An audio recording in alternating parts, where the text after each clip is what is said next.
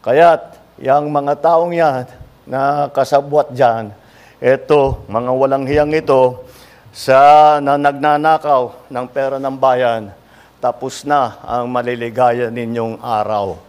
Hahabulin na namin kayo.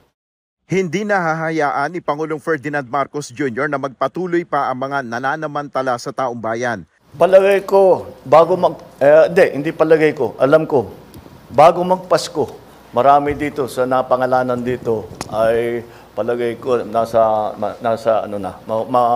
matatapos na yung kaso nila, buo na yung kaso, makukulong na sila. Wala silang Merry Christmas. Before Christmas, makukulong na sila. Dapat anyang makabuo ng matibay na ebidensyang magdidiin sa mga sangkot sa anomalya.